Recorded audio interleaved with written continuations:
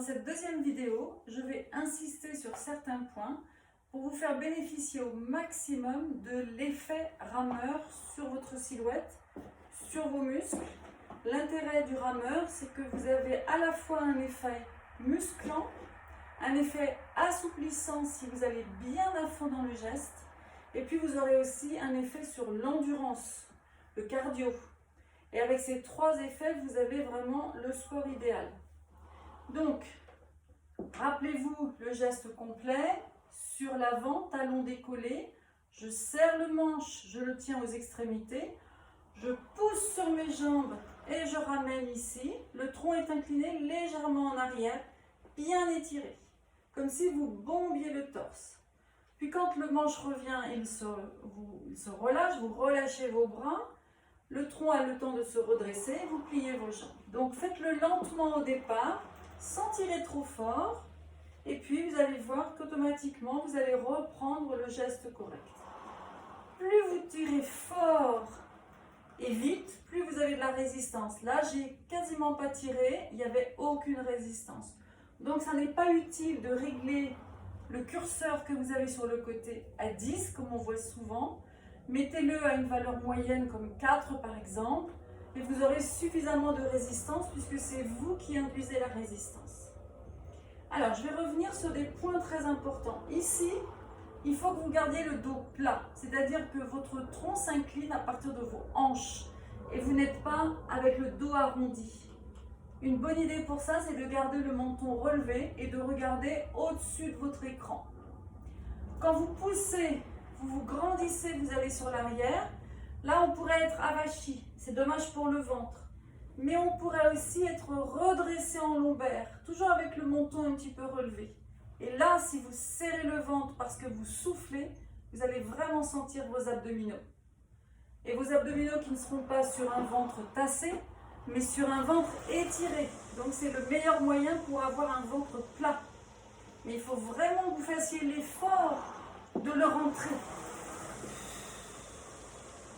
Parce que si vous ne faites pas l'effort de le rentrer, et si vous n'avez pas forcément une bonne musculature, vous risquez au contraire, comme l'effort est important, vous risquez de sortir le ventre, de le bomber.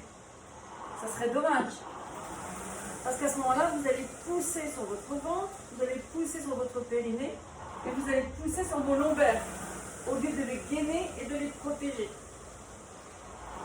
Entraînez-vous à marquer un temps d'arrêt, revenir dans la détente, 2 fois plus de temps que lorsque vous avez poussé, où là vous avez mis toute votre force.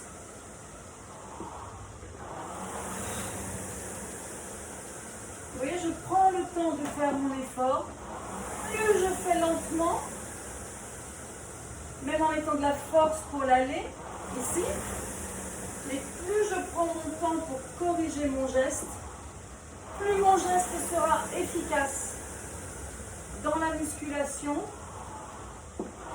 dans le gainage et l'assouplissement, parce que je peux quasiment, voyez, hop, toucher le montant de l'appareil.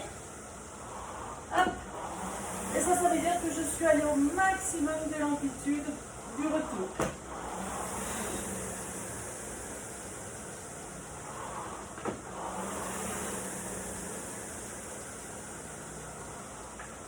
Quand vous finissez une séance de rameur, vous devez sentir surtout vos jambes, vos fessiers.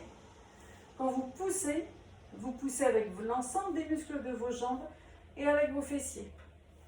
Vous devez sentir que vous avez gainé votre tronc.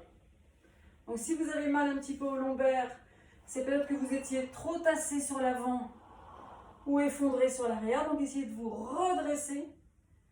Mais quand on se redresse, on essaye de gainer activement. Vous me sentez essoufflé, c'est normal. Vous faites monter votre rythme cardiaque quand vous faites cet effort. Et donc, vous voyez que tous les bénéfices sont rassemblés. L'assouplissement, le gainage, le renforcement musculaire et l'effet cardio.